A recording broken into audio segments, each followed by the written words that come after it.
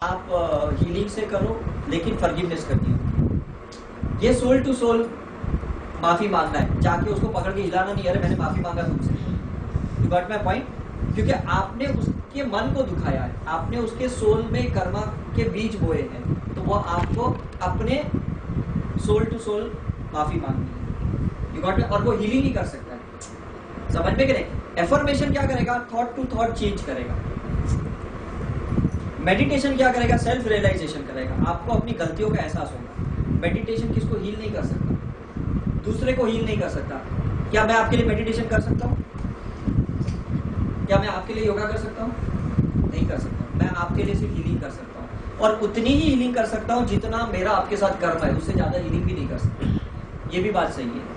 समझ में कि नहीं? अगर आपको कोई बीमारी है और जिसमें मेरा 20% का कर्म का भोगदान है, तो मैं आपको 20% की ही हीलिंग कर सकता हूँ। 80% का आपको हीलिंग या तो अपनी करनी होगी, या और लोग आपकी हीलिंग करें जिन्होंने आपके अंदर ये बीज बोए। समझ में आ गया कि नहीं?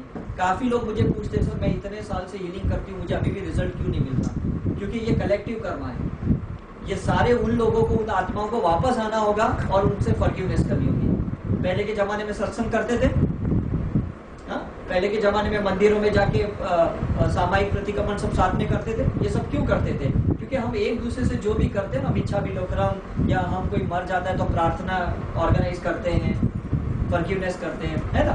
तो ये होता है हीलिंग। अब जब हमने एक्सरसाइज, योगा, मेडिटेशन, हीलिंग की, तभी जाके हमारी जागरूकता बढ़ेगी। जब तक अवेयरनेस ही नहीं बढ़ी, जब तक हमें यही पता नहीं चला कि हम भुगत क्यों रहे हैं, हमें तकलीफ क्यों हो रही है, तब तक हमारी चेतना बढ़ेगी कैसे? मुझे ये बताओ। अब तक तो मैं दूसरे को ब्लेम कर रहा था कि मेरा जो ये प्रॉब्लम चल रहा है ना, ये इसके वजह से चल रहा है, इसके वजह से चल रहा है, इसके वजह से चल रहा है। मैं दूसरे को दोषी ठहरा रहा था। लेकिन जब मेरी जागरूकता बढ़ गई, तब मुझे समझ में आया कि मैं ही अपने कर्मों का ओरिजिनेटर हूँ। और जब तक मैं अपनी इन चारों सिस्टम से गुजरूंगा नहीं, धर्म, ध्यान, ज्ञान, प्रेम, इन 4 सिस्टम से मैं गुजरूंगा नहीं, मेरा 100% अवेयरनेस, कॉन्शियसनेस नहीं बनेगा। ये 4 रास्ते हैं हमारे लिए। धर्म का मतलब क्या है? Rules regulation. कर्म के कुछ रूल्स रेगुलेशन होते कि नहीं? भगवत गीता में है, बाइबल में है, जैनिज्म में है। तो ये सूर्यास्त के बाद खाना नहीं, ये भी धर्म का रूल्स रेगुलेशन है। किसी को दुख नहीं देना, राइट? किसी के बारे में बुरा नहीं सोचना, ये सब धर्म का ज्ञान है, राइट? धर्म का ज्ञान नॉलेज है। ध्यान का मतलब है मेडिटेशन करके देखना कि मैंने कितने धर्म का पालन किया है, कितने धर्म का उल्लंघन किया है। You got my point? इसे हम सेल्फ रियलाइजेशन कहते हैं। ध्यान का मतलब कि you have to go inside and see कि कितने रूल्स मैंने फॉलो किया और कितने रूल्स को मैंने ब्रेक किया है।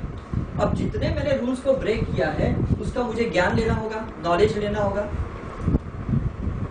राइट? कि इसको मुझे ट्रांसफॉर्मेशन कैसे करना है।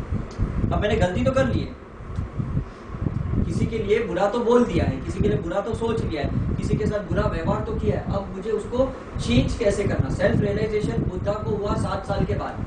तब उन्हें पता चला कि उनके 649 लाइफ्स में उन्होंने क्या क्या गलतियां की थी, वो उन्हें पता चल गया। फिर उन्होंने अपनी हीलिंग शुरू की, और हीलिंग करते करते उन्हें ये भी पता चला मुझे अलग अलग जगह पे जाके ज्ञान देना होगा, तब जाके मैं निर्वाणा प्राप्त करूंगा। मुझे एक जगह पे बैठ के निर्वाणा नहीं मिलेगा, और ना महावीर को एक जगह पे बैठ के मोक्ष मिला। You have to go at different places, क्योंकि अलग अलग जगहों पे आपके कर्म है, अलग अलग आत्माओं से कर्म है, अलग अलग लोगों से कर्म है। वो सब लोग आपके एक जगह पे नहीं आ सकते। इसलिए आपने देखा आपके जितने भी गुरु हैं, चाहे धर्म के गुरु है या स्पिरिचुअल गुरु, आपने देखा वो ट्रैवलिंग बहुत करते हैं। आपने देखा? फिर वो दादा भगवान है, श्रीमद राजचंद्र है, या जो भी है, जितने भी श्री रविशंकर है या जग्गी वासुदेव, कितनी ट्रैवलिंग करते हैं। क्यों करते वो ट्रैवलिंग? क्यों वो एक जगह पे नहीं बैठते? क्योंकि वो समझते हैं कि एक जगह पे बैठ के मैं इतने ही लोगों को फ्री कर सकता हूँ, लेकिन अलग अलग जगह पे जाके मैं सारे लोगों को फ्री कर सकता हूँ, राइट? तो ये हुआ ज्ञान। ज्ञान लेने के बाद हमें कंपैशनेटली, प्रेम से, लव से उसको डिसॉल्व तो करना होगा। This is the remedy. समझ में कि नहीं? ज्ञान से नॉलेज मिला, पहला धर्म से नॉलेज मिला, रिलीजियस नॉलेज मिला, ज्ञान से स्पिरिचुअल नॉलेज मिला। दोनों नॉलेज में डिफरेंस है, दोनों नॉलेज में डिफरेंस है, राइट? यहाँ पे धर्म से हमने बिलीफ सिस्टम को अंदर डाला, नहीं ये करने से ये होता है, ये करने से ये होता है, ये धर्म का बिलीफ सिस्टम है। ज्ञान लेने से समझ में आया कि बिलीफ सिस्टम को भी हमें डिसॉल्व करना है।